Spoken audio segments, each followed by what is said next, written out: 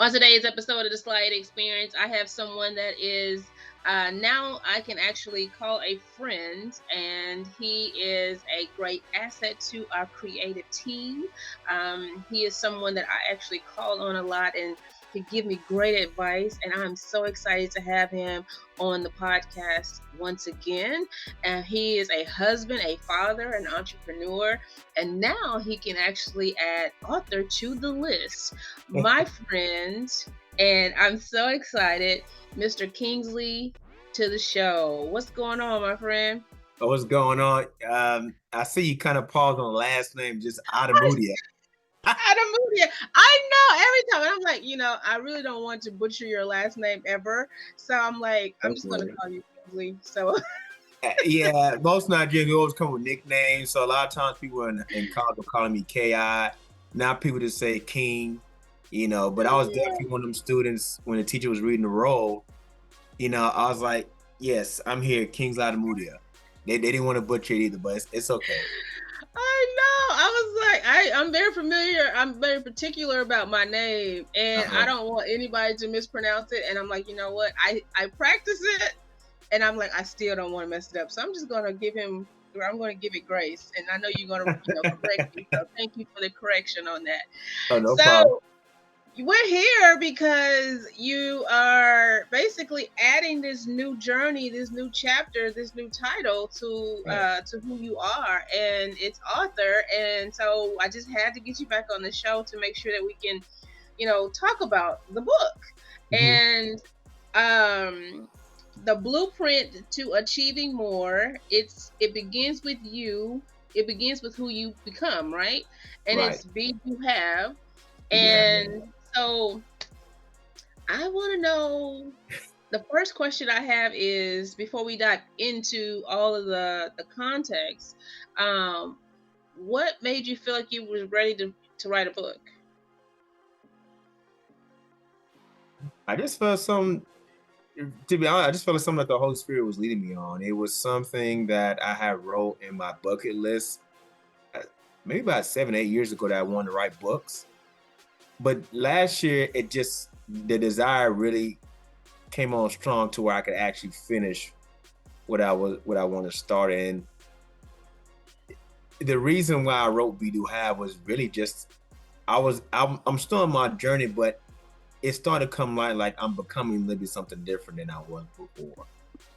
Okay. Okay. So why the topic? Why be do have? Um, I think, when it comes to trying to have stuff, I, that's cool, but and they always talk about it. If you listen to anybody who is in the speaking arena or who writes self-help books, they always like, it's what you become, what you become. I was like, it always used to go over my head. And when Jim Rohn was like, you know, it's it's what you become, and in his voice, I was like, well, okay. But when you kind of go through your life's journey, it really is what you become, because what you become allows you to attain what you can have. So that's why I started with that, because when I talk to people, I'm like, the journey is actually going to make you a person to actually be able to handle the blessings coming your way. So that's why I started with Be Do Have. Okay. I was, it caught my attention when he's like, you know what, this is the title of my book, and I was like, oh, okay. And then I started reading it, and I know from mentors that you hear the term a lot in our world anyway of coaching, and I know our mentor actually uses it a lot as well. And to know that you actually, you know what, I'm going to break this down for the reader. And so I know you actually started your first chapter with becoming more. Right. And so, it's still a biblical term as far as like be do have. When those that are actually, you read your Bible, you should actually know the term of be do have, because it's not one of those things to where God said, be still and know that I am God. Most people think that's the first thing that he says. And actually, it's the be do have piece that is overlooked. And Right. I wanted to know, is that where what do you want your readers to come out of when they read this book? What do you want them to learn um, from reading your book? Uh, to be okay with the transformation. Okay. So Okay. my journey started when my sister passed in 2016, 2 days before my birthday. And I tell anybody who meets me now that that's kind of where it's a real pivotal point where I actually started transforming. And it's funny that you bring up the Bible because when a year into her death, I can remember telling God, like, I'm just tired of grieving. I'm tired of trying to figure out why you allowed her to pass. And I was like, I'm just gonna give all understanding to you. And for the readers, I want them to understand that the transformation is actually what you're looking for. I give context like if you win $1 million from the lottery, as opposed to if you earn $1 million, the person who loses the $1 million from the lottery probably won't get it back again, right? Right. But if you earn it and you lose it, what the process it took to earn it, that don't leave you. And if you look in the Bible, they always give farming metaphors, the seed. For the seed to go into the acorn tree, it has to become it. It has to cease. It has to transform itself. So the readers, when they read my book, the main message is learn to understand that what you become coincides with what you're going to have. Okay. I actually look at it. I totally understand that too, and it was one too. It's like for me, it was the B piece was I do agree, but B was like when he says be fruitful, right? Mm-hmm. That part to me was now you have to be still, do the thing that's going to allow you to do. So now I'm going to actually stay in it and sow. I need to sow before I can then what reap, right? So, and that was the form for me was like the doing because it's like, okay, be fruitful and, doing is the multiplication piece. So do and be fruitful and multiply. The Right. multiplication is that's the now you're going to reap. And you can correct Right. me if I'm wrong, but that was my understanding of it. So I was like, you know what? When you start to break things down and I'm reading your book and I'm like, you have a lot of good, good nuggets and gems in here. And I know that when I read this book, it was simple, it's a short read, and you just broke it down to where anyone can really understand the importance of you know the be do have concept. Yeah, and that really was the goal. I wanted a simple read. I didn't want a book. I mean, you see the books I read now. I mean, it's beautiful to have, but the books I'm reading now, of course, my future books will probably be a little bit more lengthy, but I wanted my first book to be something simple where if you wanted to read it over a weekend, you could, and you can get that simple message. Um, when you're talking about when I talk about being fruitful, right? Even being fruitful, it has to start with your mind becoming to be accepting that you're about to be fruitful, right? Right. And that's why I say be fruitful, be ready to multiply. Like if you're not becoming is a mindset thing. It's a internal thing. And another hope is that I hope people can actually understand that whatever you want physically will always manifest first internally. Yeah, I agree. That's what I actually call it. I wrote it down. I was like, it's the mindset shift, right? It Mm-hmm. was like the wake up call. Like Right. it's all of that. Yeah, so because in for you, you actually said the wake up call was the birth of your daughter. Yeah. Um, so in 2018, and then from there things start to actually change for you. You start to see things a little bit differently, Right. and so I know you said too, the death of your sister. But I think going through life, trials and tribulations will happen to us will actually, change us in certain ways anyway. But Right. it's all about what we're going to do after the experience. Yeah. I mean, it's great that you said that. I was listening to Pastor Keon Henderson out of Houston, and he was talking about the just and unjust and rain. And just to kind of shorten it up, he was talking about everybody's gonna have rain. Okay. And I want you to picture in your mind if rain's coming, the first on one picture it's soil, on the other picture is concrete. Mhm. And if you're a believer in Christ, you're a believer in God, you're the soil. From soil can come so much flower, so many trees that the soil will bring stuff out of you to be fruitful. But if you're hard, if you're holding grudges, if you have something that you can't let go, the concrete, the rain just falling off on you and sliding off. Nothing's producing off of. And I think a lot of times when we're going through our transformation stage, if we don't have that God foundation piece, then a lot of the struggles that we go through, we just like, woe is me, woe is me. And that's why I told people my greatest gift was understanding that pain from my sister's death was actually used for me to get my mind right. And when my daughter came 2 years later and was born on the same date, I was like, okay, God is doing something here that I can't understand, but I need to be mentally prepared and mentally be in a space where I can grow with him relationship wise, where I can be the father that she needs. Of course I was already a father then, but that kind of, when my daughter came, that kind of submitted like something's going on outside of me that I don't know what's gonna happen, but I just wanted to be the best father I could be. And I thought I could be the best father with me if I built my relationship with God in a way where my children, my wife, people could see like, okay, this guy is standing on his principle. I like it. I definitely like it. And I know that you have a chapter in your book that called is sacrifice.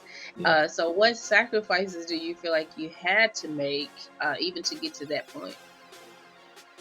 I mean, like, it's so many sacrifices. One thing I'm working on now is actually stop complaining. As a sacrifice.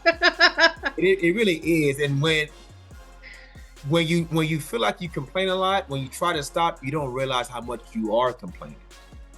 And complaining to me is on a level of ungratefulness, because let's say I come home, my children's toys are out on the floor and I'm just complaining about it. Well, I'm not even being grateful that they're here. And also I'm not understanding that they're children. They're growing. Sacrifices in time for business. But really when I was talking about sacrifice, I was talking about sacrifices in carnal nature. I had a really bad addiction with, watching pornography and watching certain things. And one, that was a sacrifice because I was like, I got to get my mind. I had to be in a space where I could actually say like, you know what, this is not right for me. And when you start sacrificing things that of a carnal nature, you really start removing yourself automatically to wanting more and more of that. So what I did was I sacrificed time of watching, like even watching regular TV. Instead of that, I read the Bible. I try to read the Bible for understanding. Now, I'm giving more of my time to God and making sure that, hey, instead of me just watching willy-nilly, which, yeah, I still watch a little bit of TV, but I say, you know what? I'm not just going to go to church on Sunday, give him 2 hours, and that be it. I'm actually going to sacrifice what I feel like I want to do and give him what he needs from me. Yeah. So that's what sacrifice. But with anything, if you're not willing to sacrifice, you don't really want it. Yeah. I like your quote. You said sacrifice is letting go of something lower to gain something higher. And then you also stated that embrace the idea that the new you requires a new level of commitment. I was like, yes, he understands it. I was like, I literally like that one. Because for you to become the new you have to it's like one step at a time. So you can't keep looking down the stairs if you're trying to get forward. And so you take that one step at a time so you can actually become the thing and do the thing. So, and then too, like you said, the mind shifts has to happen and sacrifices have to be made. And, I like what you said about the television watching, because as an entrepreneur, and people want to be entrepreneurs, and you want, going into 2024, we want to change ourselves. We want to change our bodies. We want, something new, but their sacrifices are real. So you have to be willing to do the things that you've never done. And that means turn off the television. That means, if you want to say, hey, I want to read my Bible more, like you say, get to know God more, you have to change. You can't have that same mentality going into the new thing, Yeah. And because you're going to get the same result. right. It was difficult it's difficult to sacrifice. You know,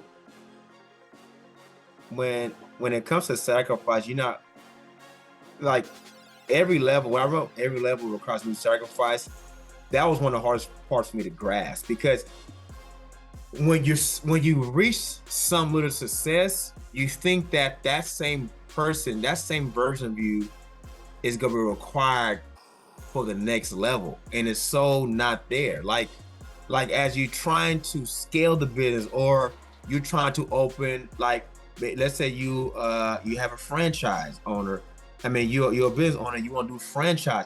It's going to require a different version of you, and the same sacrifice you gave for that other level is probably going to be totally null and void when you try to go to a new level. And that was one of the difficult parts for me to understand. It's like, for me to try to reach what I'm trying to reach, it's difficult learning that I got to sacrifice some more. Yeah. I'm like, man, I just gave a lot of myself for this. I got to give more. It's like, man, it's difficult, and it's hard to it's a hard concept to actually go through while you're going through it, because sometimes you're just like, man, how long? How long I'm gonna have to keep giving, keep giving until I can reach my fruit? But the one thing that kind of settles me is that, in due season, due time, he talks about, things will come in due time. And it's like, okay, if it don't come now, it's coming.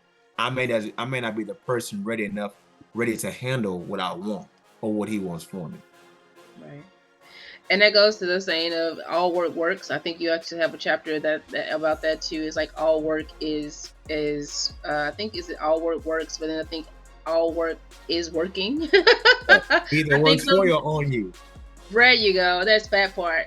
And so I think it's the that when we don't see that immediate result or the immediate thing, we feel like it's not working. It is. It's just working on you before it actually shows up to the world. And so when it actually shows up to the world, that means now you're ready to respond in a way that shows that you have growth, that you actually learn from the process.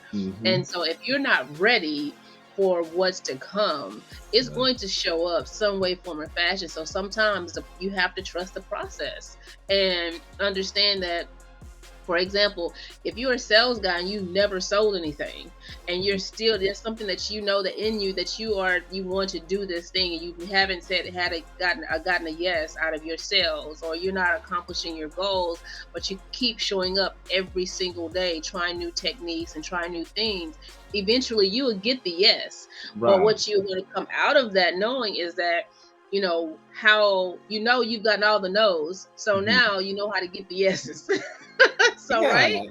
Yeah. And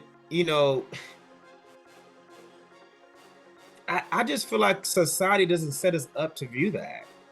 Like if I post something on Instagram, it could be something very silly and get 1 million likes. I'm just using an example. That is actually more of a detriment to us, because it's showing us that we don't have to do it. We don't have to really give value to actually get attention. We don't actually have to put in work to actually reap what we're supposed to reap. And when I learned that from Myron Golden, all works either going to work for you or work on you.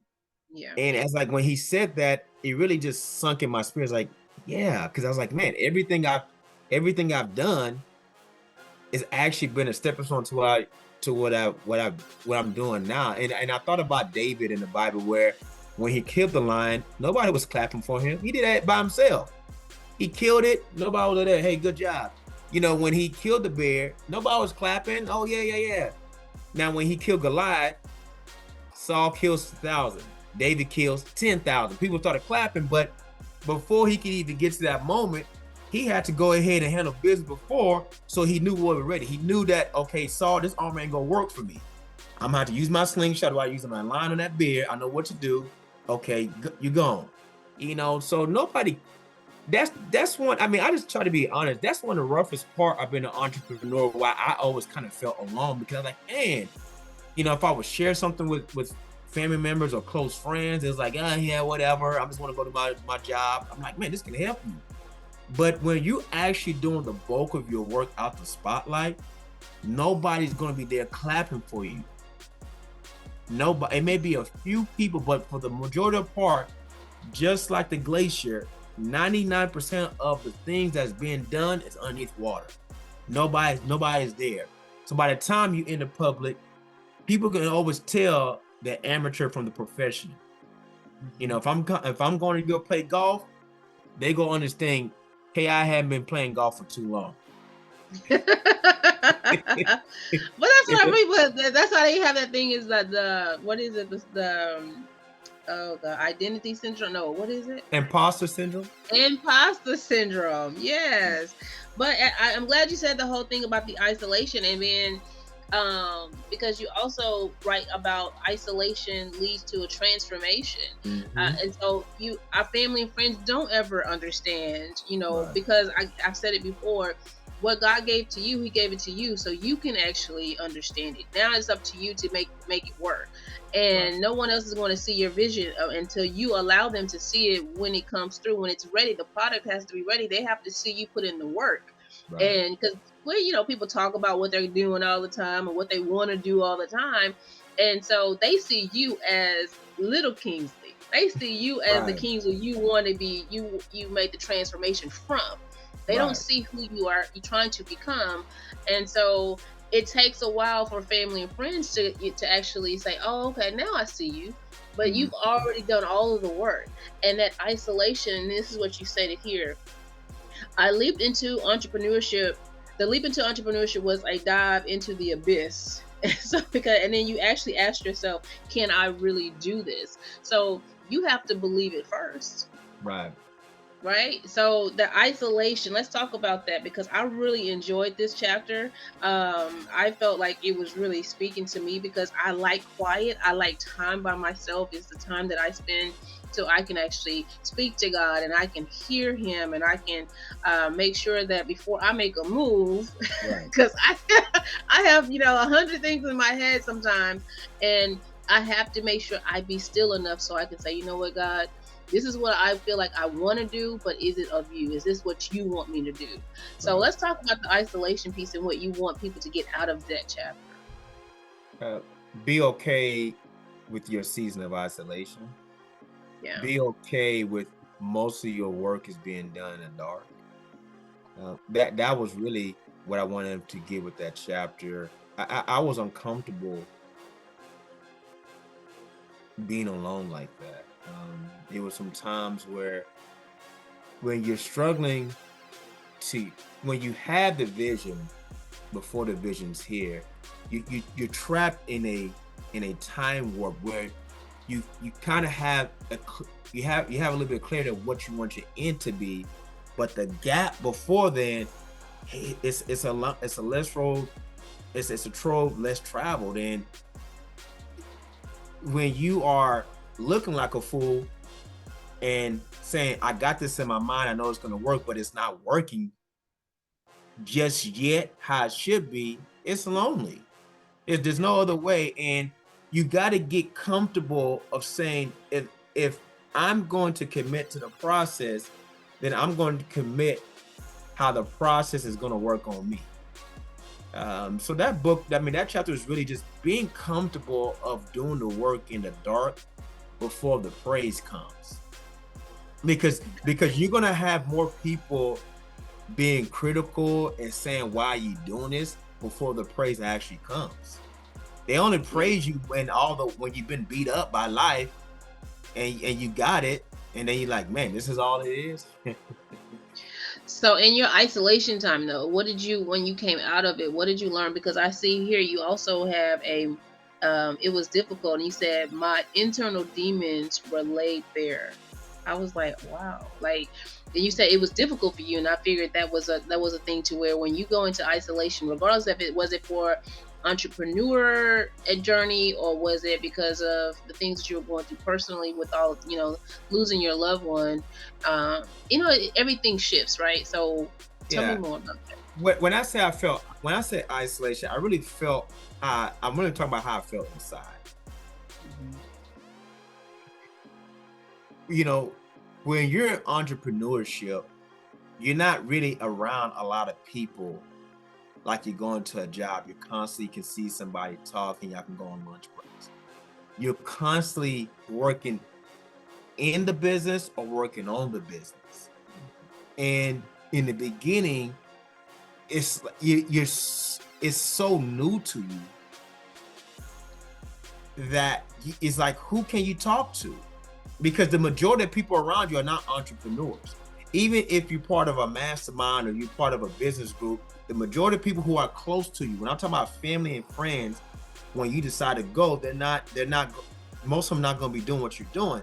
So I really felt isolated in, like, just like, man, as I'm struggling to try to figure this out, who can I talk to who can understand?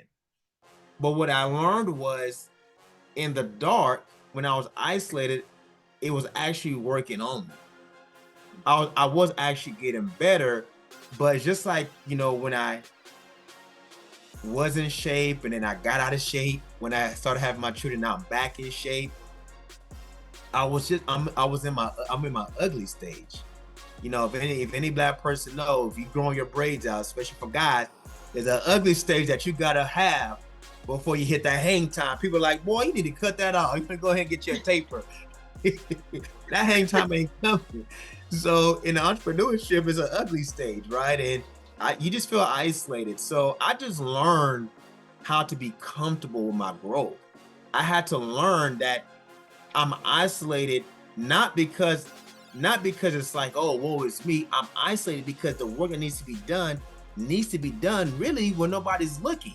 When I started learning my YouTube and cutting, editing videos, I'm glad that a lot of people not really on me because I'm learning.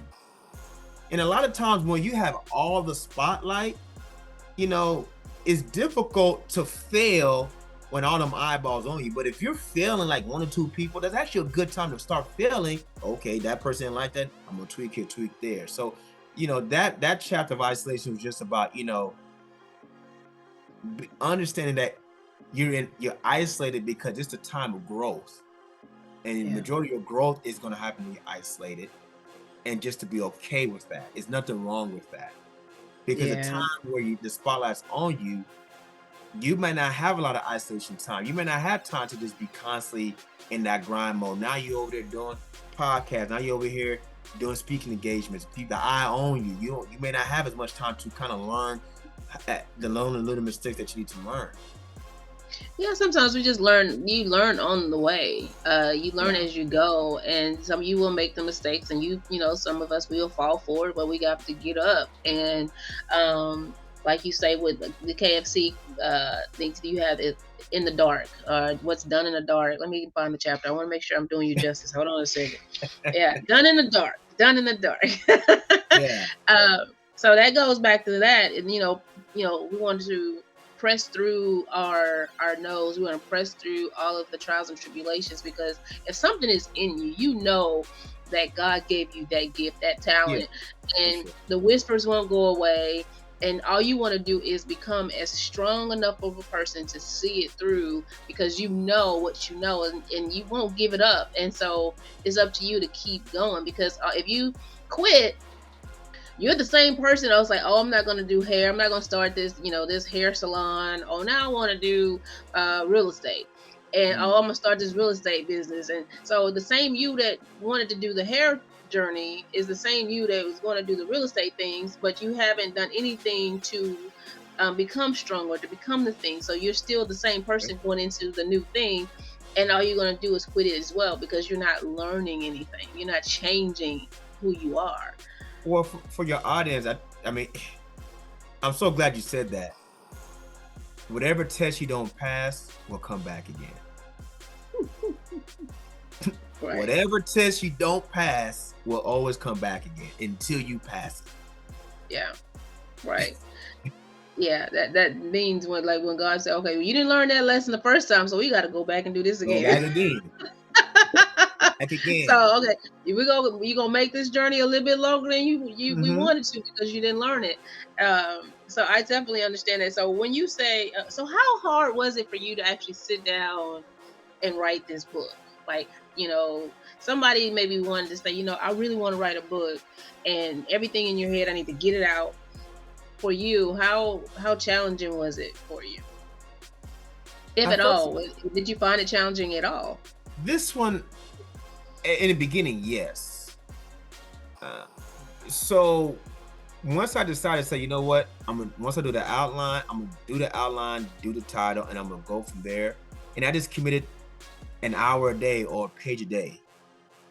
I'm just gonna keep writing. So like even my book now, my second book I'm working on, I'm gonna revise the title and revise some of that outline. But I already said, okay, 30 pages a month. Now, if I once I commit to that, it's like, okay, page a day. So it got easier as I kept writing. And then I got to a point where, okay, it's done. And then, when you send it to the editor and stuff like that, it make you revise. But if you can just commit to doing something a day, a sentence a day, a paragraph a day, then the journey becomes easier. And I think people should look at their time frame. What are they willing to give up? I had to, that's what came with me cutting off TV a little bit more, right? So the time I want to watch TV, I said, you know what, I'm going to go ahead and start writing this page. Or I got free time, I'm going to write this page. So I just found the time to write. And I didn't really get stuck in perfect. I do that sometimes, overanalyze, and I was like, nah, I'm just gonna keep writing. It is what it is. I've always kind of been like that. I'm like, even if the first one or whatever I do ain't a hit, sooner or later it's about to hit. So I'm like, first book, second book, I'm already talking about my second book. Like, this wasn't a one book thing. I'm like, I'm gonna keep doing books because I understand whatever doesn't work for you will work on you. But I'm keep going, I'm gonna have to get better. That's the only way. That's the only law I know. I keep doing it, keep having intention on it, I'm gonna get better. So for your audience, because it's funny that when you become an author, people see you release a book, and I've been thinking about writing a book. They get confident. So a lot of people, and everybody is an author. We all learn by stories. I think the biggest thing is just tell your story. Tell what's in your heart from your experience. That's all I do. I tell what I've been through. Everything I've been through, I just spill it out. And don't try to be nobody you're not. And just commit. Say, I just want to do a sentence a day. And then you're naturally going to build upon that. So writing a book, it starts with commitment, really. Just commit. Put the book on, and then in your schedule, take something off. So you said, how many times did you have to change your title? I always knew I wanted be, do, have. Well, no, let me, I'm lying. I want to do becoming first. And then my wife was like, oh, don't Michelle Obama got one called Becoming? Like, yeah. But Kings Out of the Moody finna have Becoming 2. We gonna have 2 Becoming books. I'm like, you can have another Becoming book. And then going to Myron Golden's conference, when he explained Be Do Have, I said, yeah, that's it, Be Do Have. Before I can have, I must do. But before do and have, I must become. I said, that's the title, Be Do Have. And I said, that's the story about becoming. So so I got lucky, they were giving the Obamas saying I like, dang. They're just well known. That's all. You don't have that platform. I know. Me and Michelle could be on stage like, hey, I'm Becoming 2. We're gonna talk about both our books. I wanted to deep dive into the other chapter too that spoke to me, was the New Level, New Devils, and I I love you. Your analogies in this book are great, by the way. I mean, from Superman to Simba to MJ, Yeah. you did really well telling the story and trying to make sure that people actually understood what you were saying so they can actually Yeah. follow. Um, so I even say that if you like analogies, get his book because he breaks it down. But you also reference again back to the Bible and the renaming of certain individuals and Yeah. Abram and Abraham and Jacob and Israel. So Israel. you actually broke that down and you were basically stated that these name changes were symbolic in a deeper transformation and a higher calling, shedding the past identities and embracing the new. And tell me more, because I'm like, I know what I got from that, and I'm like, I got chills. I was like, oh my, this is why he's my friend, because you're like in my head, and I think the same. So let's talk about that a little bit deeper. Um, well, let me start off when in college I had a little party name. Before somebody really builds a relationship with God, it's probably a side that nobody. There's always a wild side that nobody knows. And my side in college, my nickname was K, but my party name was Doobie. It was a name we. What party name was what? It was Doobie. So in Dallas, my cousin used to say he used to tie his do-rag. Oh, I got the great Doobie on my head. I said, man, that's a good nickname. So he's like, call me Doobie.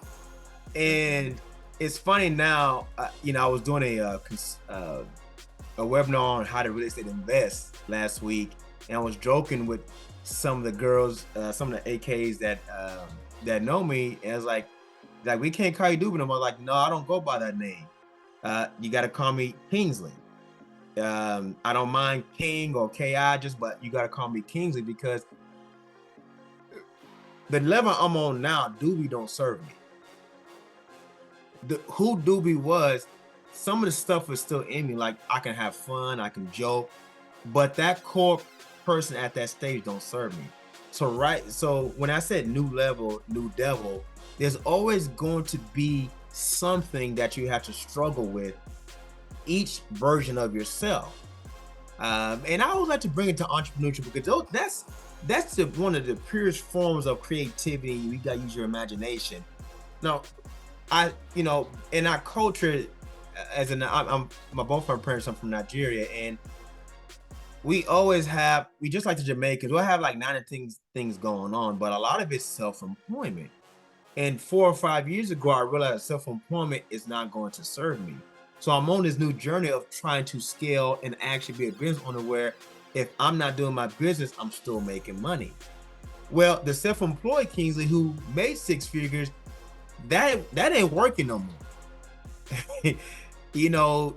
Having systems and procedures, learning how to delegate, learning that I can't do everything, that is foreign. And for me, that's my devil right now that I'm tackling. Like, how do I go from this to that? So when I wrote that chapter, I was like, hey, each time you go up, there's always going to be something you have to tackle. And like I just always like using David in my analogies because it's like he always had to tackle something. Like you beat the lion, not think you got to fight the bear. You beat the bear, not thinking you got to beat Goliath. But before even Goliath, David was actually working on himself.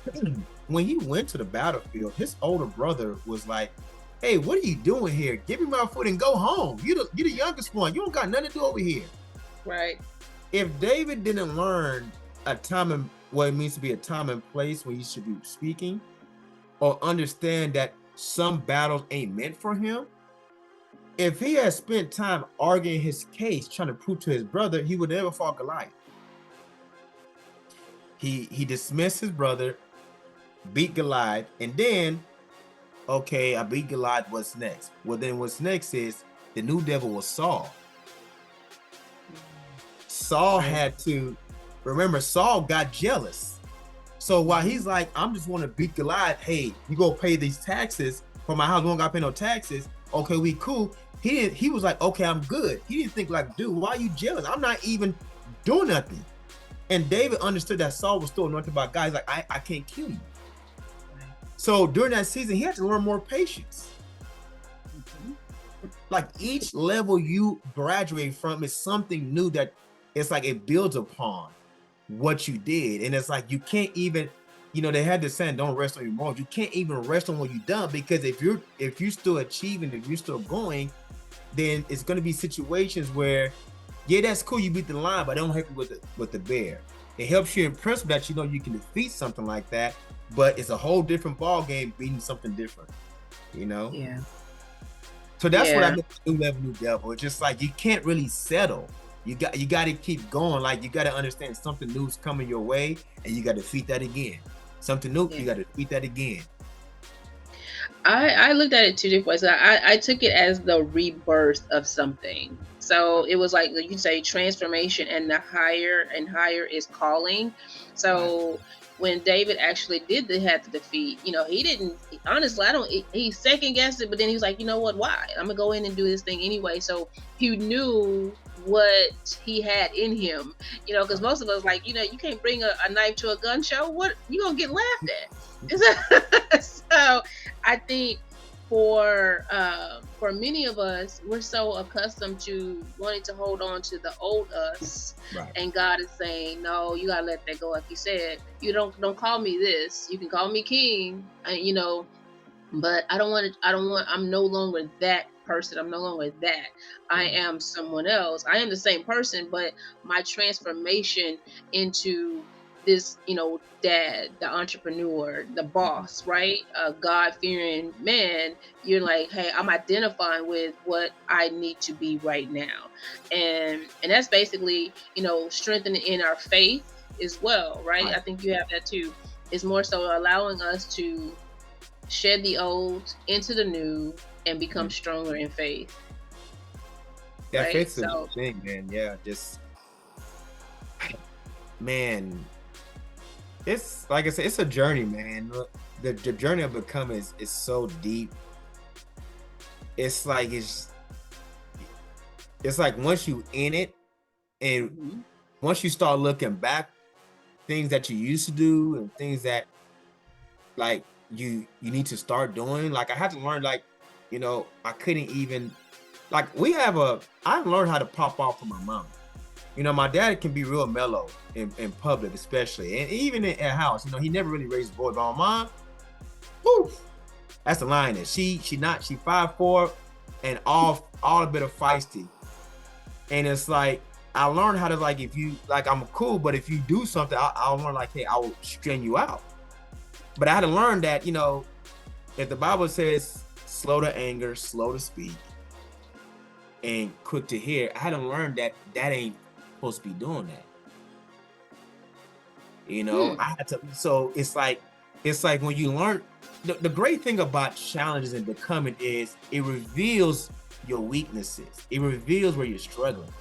And that's why you should embrace becoming, because you need to understand who you are. You need to understand what makes you tick, what makes you go. How can you become if you're unaware of your blind spots? If you're driving a little compact car and you can't see that 18 wheel and you're trying to get off, boom, that's a crash. So, become it's a lifelong thing. You never really stop becoming. You always evolving, adapting to something more.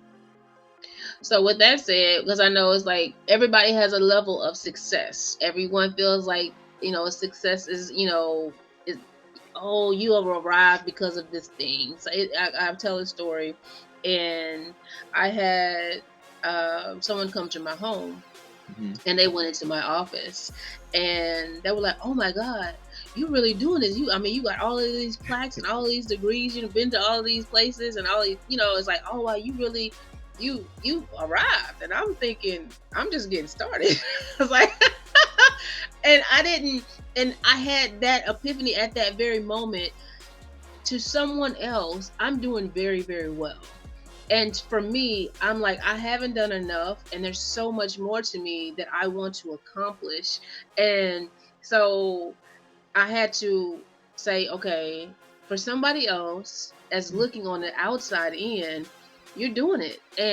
But So when someone else says, "Oh, they give you the praise on your accomplishments or doing things," I have to really sit back and say, "Okay, well, thank you," and because I would go into this whole tangent like, "No, I haven't," but because for me, I've always tried to, once I accomplish something, okay, I'm on to the next thing, Right. and I know what my level of success looks like for me. And God may say, "You know what? I don't need you standing here. I need you to do something else." And so I'm always thinking of that next thing and how can I change another life? How can I help somebody else? Or, because me helping someone else helps me get to a new level, or me doing the thing. So, um, as you stated, in deep roots, when Mhm. you say, "You know what, Mama is a serious mama bear. She is the one Right. that she's gonna pop off and say, you're not gonna do it this way. This is how Right. we gonna do it around my house, in my household." And so for you, you've embodied that. Right. That's who you are, because you like, I'm a strong man. My mama's strong. Be a strong man. and it goes back to your roots, being Nigerian, and they are proud people and Right. saying, "Hey, I have to do multiple things, because not only am I going to do this, I'm going to bring everybody with me, because if I eat, everybody eats." And you speak of your dad in your book and how he um, made sacrifices, and he had to make sure that he did everything for himself to make sure that you guys had a better life. And so I look at that when you talk about the bamboo and how you don't realize what's going on inside or deep down in the root until years later, how strong a bamboo really is because of what they had to endure in hiding, in the Right. dark, In the right? dark. And so let's talk about that a little bit. Oh, the bamboo of my dad. Either one, both. So, my dad and my mom. I mean, when I got old enough to this thing, being Nigerian really wasn't cool. Um, when I was in school, it taught me how to kind of get a quick trigger on my tongue because people used to talk about my head. They used to be like, man, one guy, he made a funny joke, and I still tell the joke to today. My hair was so nappy that, the little Malcolm X pictures. Yeah. He said my whole head like I had a little fist all over my head. I said, oh, this what we doing? I said, oh, this what we doing today? Okay, okay. I said, whoa, okay. I didn't really understand this level of violence, but I'm gonna choose on violence too. So, but when I got older, I felt really proud to be part of a legacy that I could actually see that, my parents came from a village. I've seen the toothbrush they had like a little stick toothbrush. They didn't come from nothing.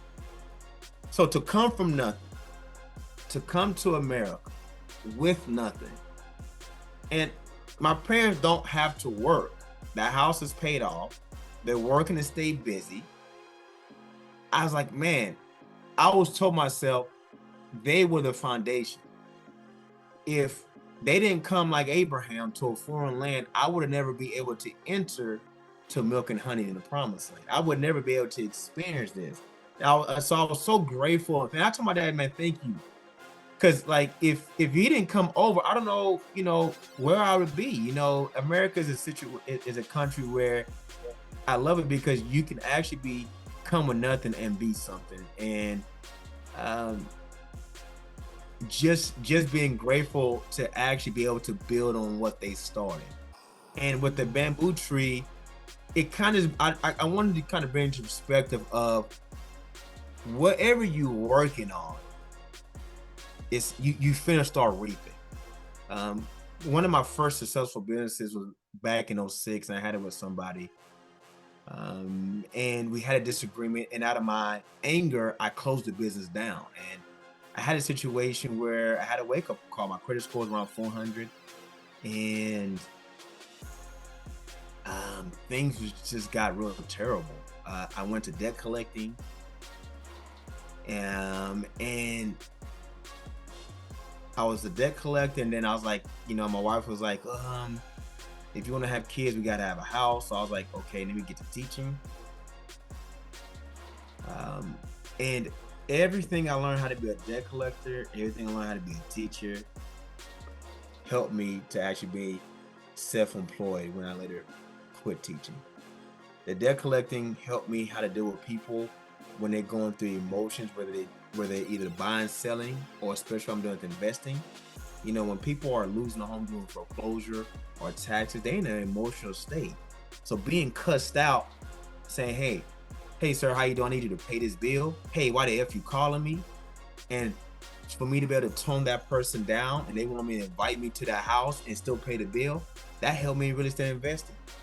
Teaching, giving back to lower income neighborhoods, you know, that helped me to be more patient as I'm teaching people how to real estate invest now.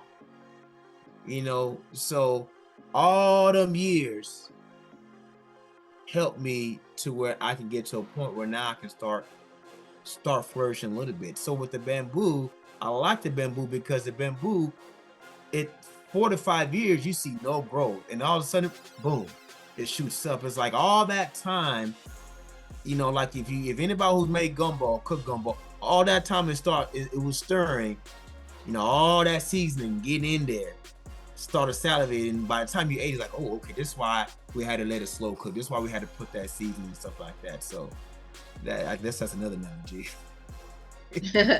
I, yeah, I thank you for sharing that. I know, you know, the bamboo you said it teaches you patience, resilience, Oh and yeah. faith. And I know that from, you know, reading about your dad and what you're just saying now, that's who I see in you. It's like you're very resilient. You actually connected the dots very well. It's like, okay, um, like I think the friendship thing is like, okay, well, we're gonna go in friend. Everything was good in the beginning, and you said you had, you know, y'all made money, y'all did great, but then you had a disagreement, you fell out, and then everything just crumbles. And Hmm. so now, okay, what do? You know, so now you eventually you got to go back. You can find a job. So, and you know, okay, you went and found the job, and now you like you said, you went through these stages. But the person that I've met, the person that I know you are today, the teacher, the leader in you, has identified each one of those stages that's going to allow other people to see you in a totally different light by Right. reading your book, being an author, and to hear that you are so connected with the universe in that way. Because it's like, okay, yeah, I was a teacher, but now I'm doing this. I'm a real estate business owner, and I'm teaching other people how to, you know, invest. I'm teaching other people how to write a book. I'm teaching other people how to build wealth. You actually have taken everything that was, Hmm. and now you being and becoming the person that God wants you to be, Right. so that you can have dominion, so that you can have, you know, the abundance of wealth because of the connection that you have, and you have identified that. And I commend you for that. This is really, really good. I Thank think you. I mean, you're really smart, and I'm very pleased. I'm happy that I've, you know, I met you in the I airport. know. by, it And wasn't by accident, but we thought it was like, man, this was a coincidence. yeah, I mean, all like I said, you even you talk about that. You know what success means, what success really means. Everybody's success level and their definition is different, It's different. and you know, for somebody on the outside, you already have you have a very successful career. But what you're saying is, I'm just getting started. It's getting For started. me, I have done things. I've, you know, all of these accolades and all of these degrees, but for me, I'm just really getting started because now Yeah. I'm identifying a whole new me. So my success level is not the same as someone else that's looking at it from the bottom up. Yeah. I mean, when you I mean, when the world considers you, when you consider yourself kind of a high achiever, or just say you never really just settle. You're like, okay, I got this. Okay, I'm cool, and go again. And it's like when people look out at you, like, oh man, you got everything. But if you're a person who's steady trying to grow, let's just take the high achiever out. If you're always in the mode of growing, you're just never settling. Hmm. You're never settling because you understand that growing is a journey, and you don't stop growing till you're dead. Like Yeah. when the purpose is being completed, it's time to go. So, you know, Yeah, I know how it goes. People look at it like, oh man, you successful. It's like, I feel like if you feel like you're successful, then like you probably not gonna keep being successful because like, oh, I can breathe. It's like you always kind of going. It's not to say you don't celebrate small wins, which I've had to learn to do. Say but small wins, but if I feel like, oh, I can excel, am I still really in my purpose? I need to find everything needs to be connected to a purpose, and then if you're done with this purpose, you need to find another one to have some time of meaningfulness in your life. Yeah, I agree with that. And to add to it, it's like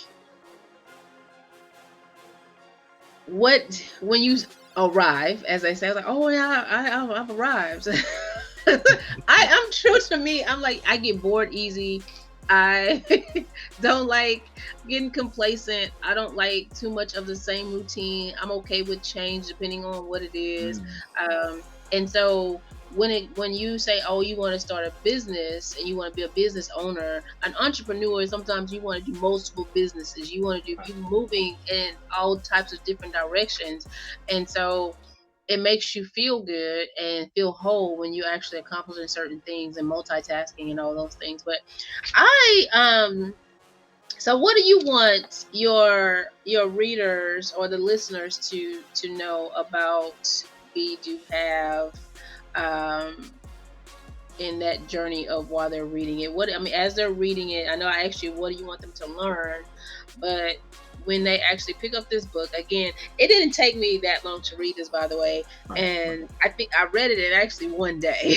So when I Yeah, say I would you say can like in read one it, day. I read it One in day one book. day. And then I went back to read it because I highlight and I take notes, and I'm like, okay, he made very valid points. I know for me, again, if you like short reads, right to the straight to the point, biblical terms, he gives you all of that in his book.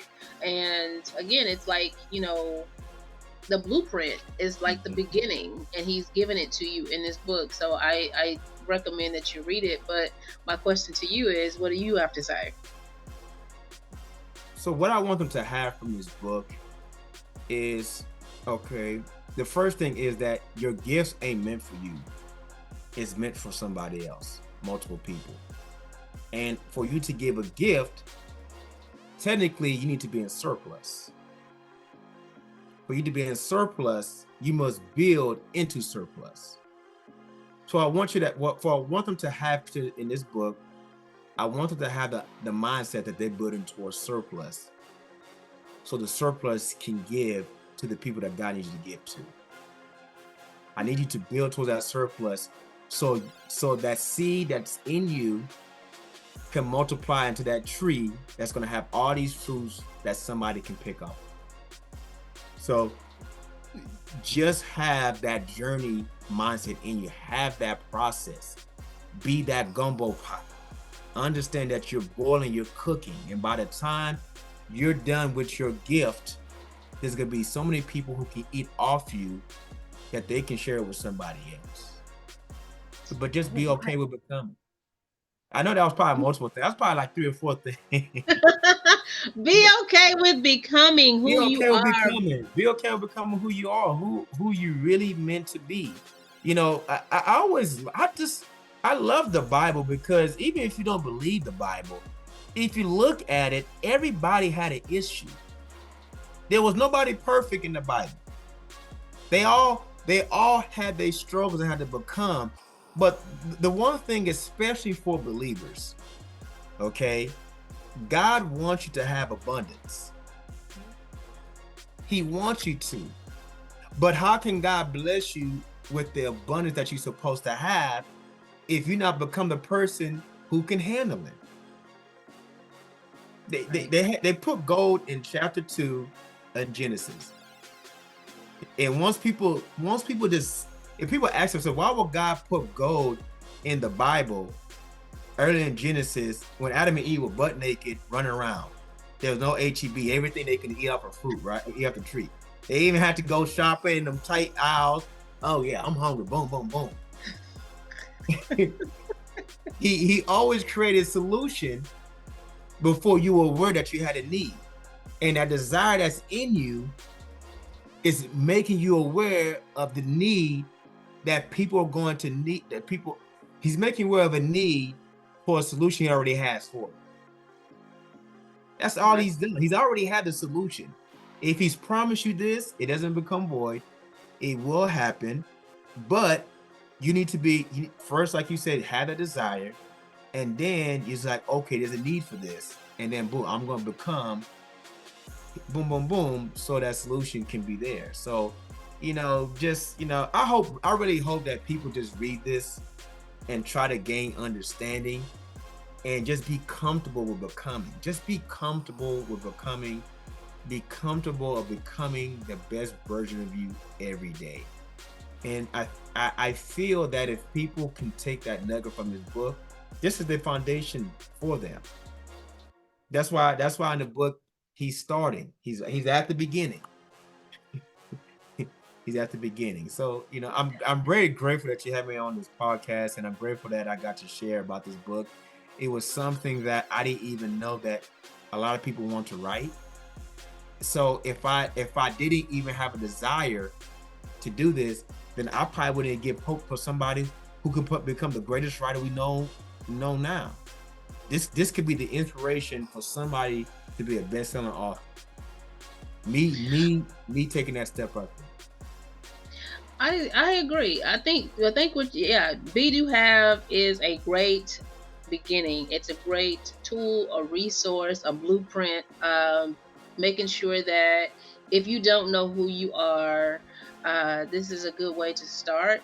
And don't be afraid to be the person or the thing that you have in your heart to become, so that you can have dominion, so that you can have prosperity, wealth, and clarity.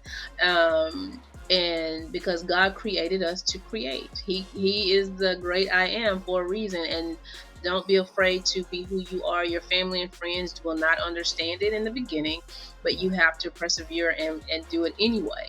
So again, I can call you King, Kingsley, Ki. Thank you for the invitation. Thank you for accepting my invitation and coming back on. And I'm sure this is, again, I knew that I said it when I met you. You had you on when we talk about being an entrepreneur in real estate. It was Right. another project. People see he's still doing it, Still and doing it. so I look forward to the next thing. So again, thank you for saying yes. This has been another great episode of the Slight Ed Experience podcast. I am your host, Latasha, and your girl is out. Have a great day. All right.